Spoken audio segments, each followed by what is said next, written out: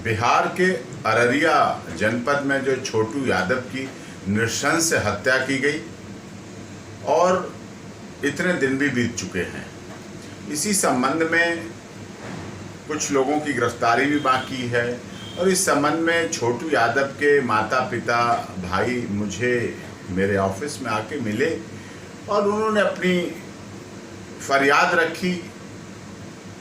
इतने दिन बीत जाने के बाद भी आरती यादव उनके घर है, विधवा के रूप में जीवन बिता रही है।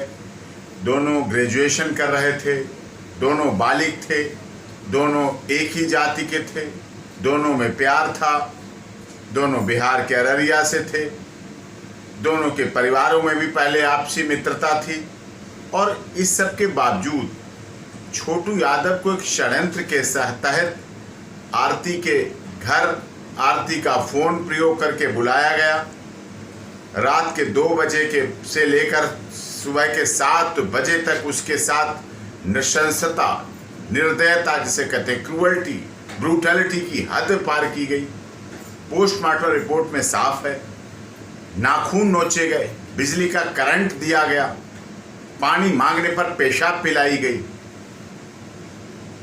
लगभग 10 लोग जो बुलाए गए आए प्लान के तहत आके और उन्होंने 2 बजे से 7 बजे तक उसको मार मार के फुर्ता बना के उसकी जान ली। इतने दिन बीत चुके हैं।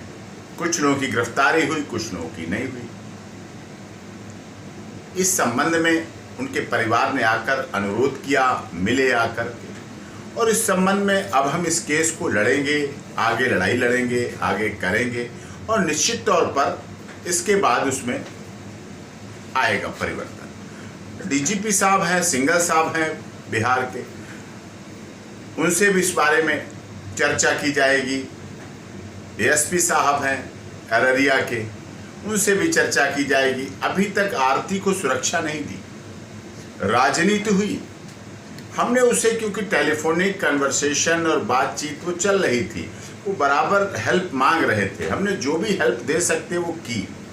उन्हें तेजस्वी यादव के पास भेजा, क्योंकि ये घटना उस समय की है जब नीतीश कुमार की सरकार भारतीय जनता पार्टी के साथ अलायंस में थी।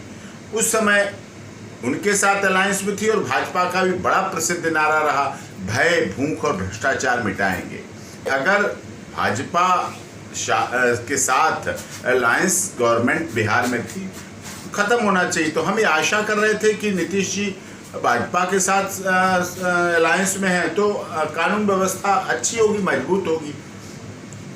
हमने तो चांद सितारों की रातों की तमन्ना की थी, पर हमें स्याह काली रातों के सिवा कुछ न मिला। इस केस में कुछ गिरफ्तारियां हुई, अभी कुछ बाकी हैं।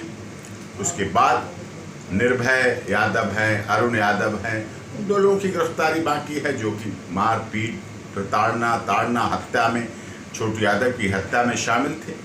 164 के स्टेटमेंट हो चुके हैं, 161 के स्टेटमेंट हो चुके हैं, पोस्टमार्टम रिपोर्ट आ चुकी है, हत्या, ब्रूटलिटी, क्रूअल्टी सिद्ध हो चुकी है। कुछ गिरफ्तारी के बाद डिस्क्लोजर स्टेटमेंट उनके आए हैं, चीज़ें समझ में आई हैं, चीज़ें CFSL है, CDR है, सब चीज़ें, सब कुछ सामने है। तो इस पर वो परिवार न्याय की गुहार जब हमारे पास लगाने आया तो हमारा फ़र्ज बनता है, दायित्व बनता है कि हम उसको न्याय की लड़ाई में मदद करें।